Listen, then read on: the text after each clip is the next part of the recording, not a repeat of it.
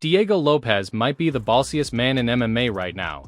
He just said yes to something that would make most fighters panic, 3 names and 0 hesitation. He posted on X where he said, "Let's get to the facts. After the fight against Volk, the UFC contacted me to check on how I was doing. I told them all the recommendations the doctors had given me and said I'd be ready to fight in September. They offered me a fight with Aaron Pico, and I said yes. 2 days later, they offered me a fight with John Silva, and again, I said yes. When UFC moved the event night to San Antonio, they offered me Yair Rodriguez and I said yes once more. I also suggested they offer me a fight against Mosar or Leroni. If you have any doubts, ask Dana, Hunter, or Sean if I have ever denied a fight. The day I refuse or turn down a fight, it will have to be because of a very serious health issue or because I'm truly unable to fight. My career was built on accepting fights. I have 32 professional fights, not for nothing."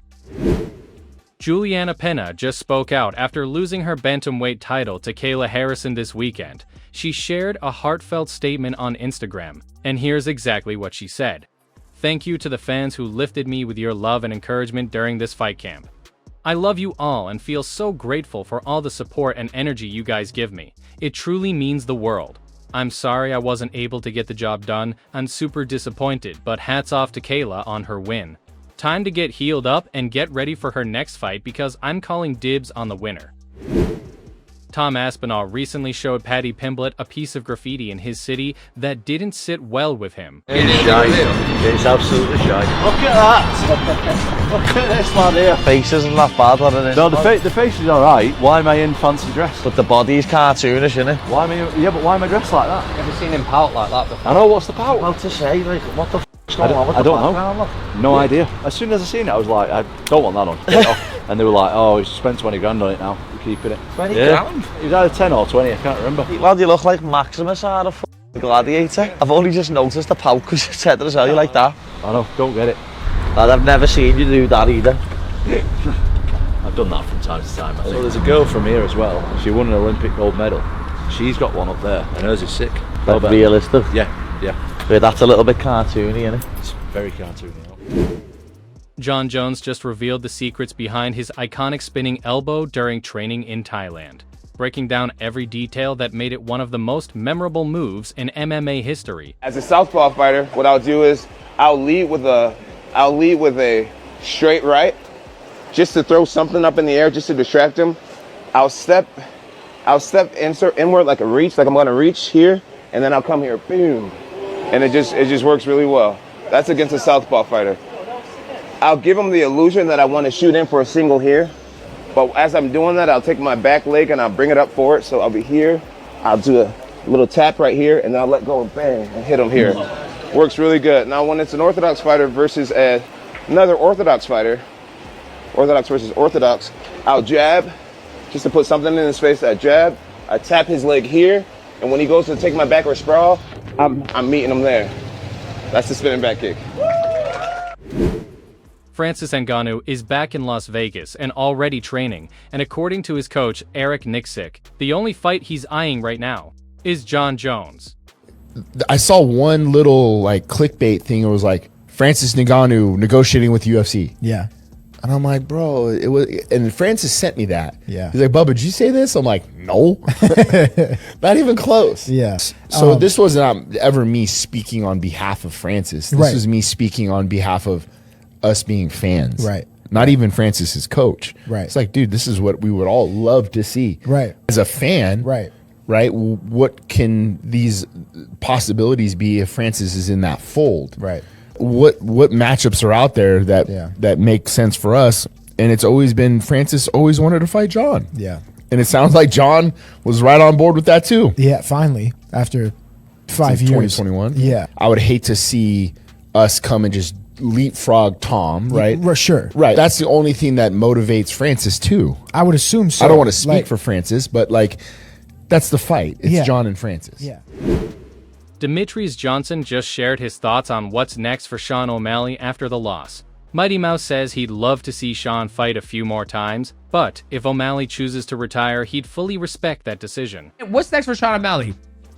You know, when I look at Sean O'Malley and I talk to him, let's take a look at Sean O'Malley's, record. How old is he? Sean O'Malley. he's made a lot of money. He's made a lot of money.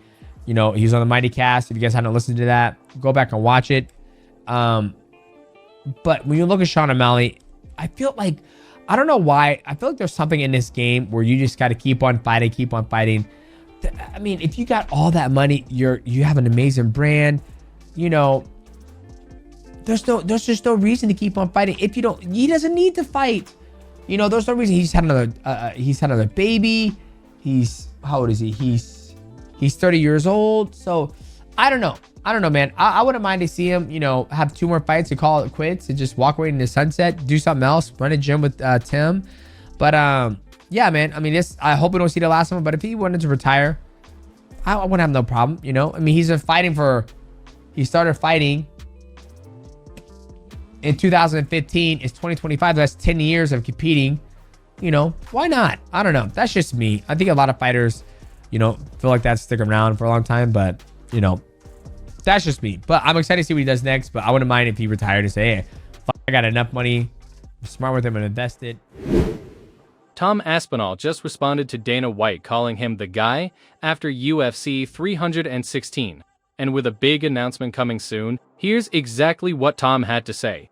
And there you go, mate. Dana White saying Tom Aspinall is his man as it rains and pours on us. Literally, couldn't be perfect timing. Love this. Tom Aspinall's the guy. He's the guy. What's your thoughts on everything that's gone on this week? There's a lot that's happened, but nice words there from Dana. Yeah, well, I think a lot of people, they've come out, oh, it's really raining. I think a lot of people come out and they see what I've said and they think it's some kind of media stunt. Listen, I don't do that kind of stuff.